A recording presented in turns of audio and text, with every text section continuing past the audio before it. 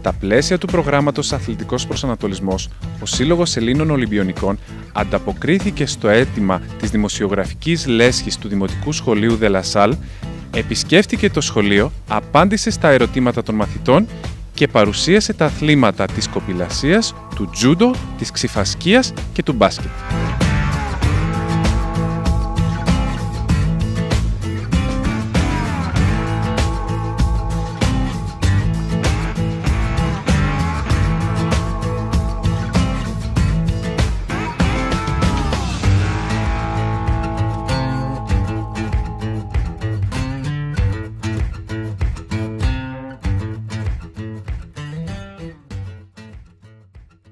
Πείτε μας λίγα λόγια για τη λέσχη της δημοσιογραφίας, πώς προέκυψε και τι κάνει.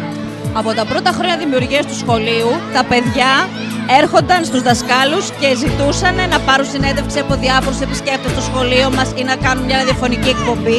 Τους δίναμε λοιπόν την άδεια και το κάνανε, αλλά αυτό δεν ήταν οργανωμένα. Σκεφτήκαμε λοιπόν ότι αφού ενδιαφέρονται τόσο πολύ, να δημιουργήσουμε αυτή τη δημοσιογραφική λέσχη με έναν υπεύθυνο καθηγητή που είναι η κυρία Σοφία Κάκου, έτσι ώστε να μπορούν να φτιάξουν και το δικό τους ραδιοφωνικό σταθμό, να γράφουν τα άρθρα τους στην εφημερίδα του σχολείου, αλλά να μπορούν να παίρνουν και συνεντεύξεις από τα πρόσωπα που έρχονται και επισκέφτονται το σχολείο μας και τους ενδιαφέρουν. Ήταν μια πάρα πολύ καλή εμπειρία που πήραμε συνέντευξη από τους Ολυμπιονίκες και έτσι θα μπορούμε να συνεχίσουμε και την καριέρα μας στο μέλλον. Θέλαμε να ευχαριστήσουμε πάρα πολύ το Σύλλογο Ελλήνων Ολυμπιονικών, οι οποίοι ανταποκρίθηκαν στην πρόσκλησή μας και έδωσαν αυτό το επιδικοδομητικό πρωινό στα παιδιά μας και τους 4 Ολυμπιονίκες οι οποίοι ήρθαν και μίλησαν με τα παιδιά μας σήμερα. Έπαιξε σημαντικό ρόλο στον αθλητικό προσανατολισμό τους, γιατί σίγουρα πάρα πολλά παιδιά επηρεάστηκαν από αυτά που είδαν και που άκουσαν και θα θέλαμε, αν μπορούσαμε να το ξανακάνουμε, να το δουν και άλλες τάξεις του σχολείου μας που δεν κατάφεραν να είναι μαζί μας σήμερα.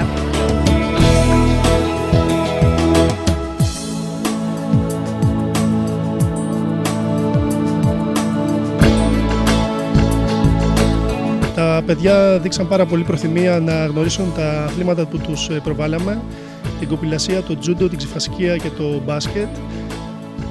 Τώρα που έχετε αναλάβει καθήκοντα υπεύθυνου ανάπτυξης της ομοσπονδίας κοπηλασίας, πώς σκέφτεστε να αναδείξετε το άθλημα στο ευρύ κοινό? Οργανώνουμε πάρα πολλές επισκέψεις σε σχολεία για να παρουσιάσουμε το άθλημά μας.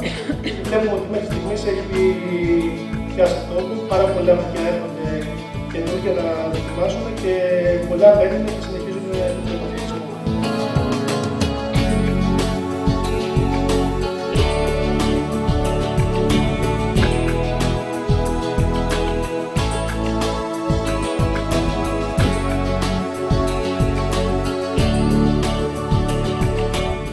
Έκανα ερωτήσεις στην κυρία Δήμητρα Μακαδουλάκη της ξιφομαχίας και μ' άρεσε πάρα πολύ. Πώς κατάφερα να φτάσω ψηλά.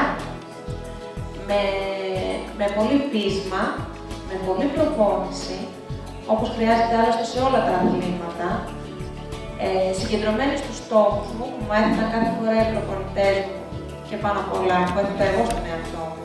Μια πολύ όμορφη στιγμή ήταν όταν η κυρία Μαγκανουδάκη παρουσίασε το άθλημά της με την βοήθεια και τη συνεργασία της μαθήτριας Ευρυδίκης Κολέτσου και παράλληλα αθλήτρια της ξιφασκίας.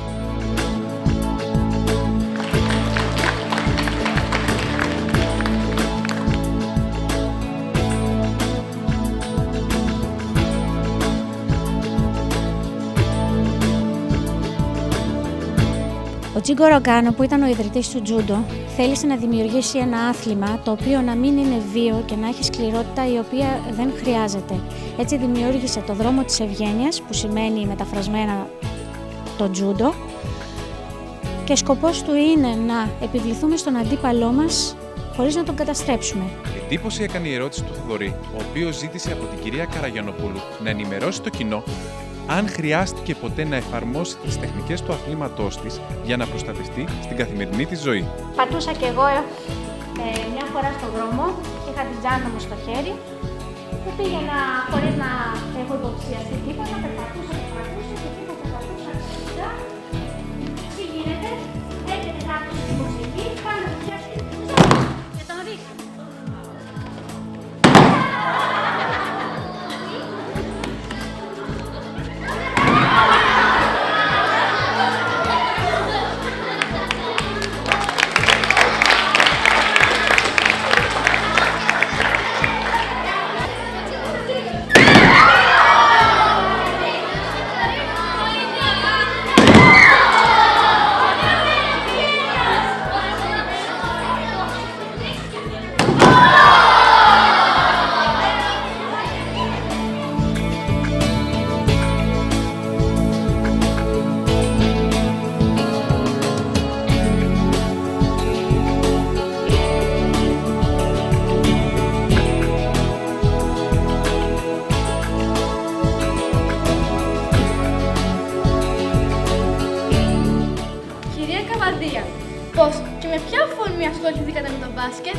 Ήμασταν όλοι στο σαλόνι με τα γονείς μου και τις αδερφές μου και βλέπουμε τον αγώνα και μόλις τελείωσε και σηκώνουμε το κύπελο, λέω «Παπά, εγώ θα παίξω μπάσκετ». Και αυτό ήταν η αρχή. Και εγώ και γιατί είμαστε 3 αδερφές, και εγώ και οι 2 μου αδερφές. Και έτσι.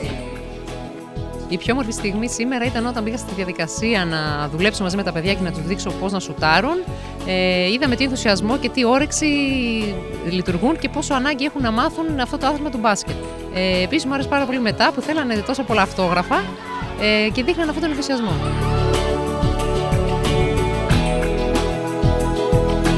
Το σχολείο μας πιστεύει ότι ο αθλητισμός μεταφέρει στα παιδιά πραγματικές αξίες. Και στις δύσκολες εποχές που ζούμε, οι πραγματικές αξίες είναι αυτές που μπορούν να μας κάνουν να ταπεξέλθουμε στις δυσκολίες μας. Γι' αυτό και προωθούμε πάρα πολύ τον αθλητισμό. Διοργανώνουμε αθλητικό πρωινό, στο οποίο τα παιδιά μας μπορούν να πάνε και να ασχοληθούν με τα αθλήματα του Στίβου εδώ στο Γυμναστικό Σύλλογο του Αλήμου.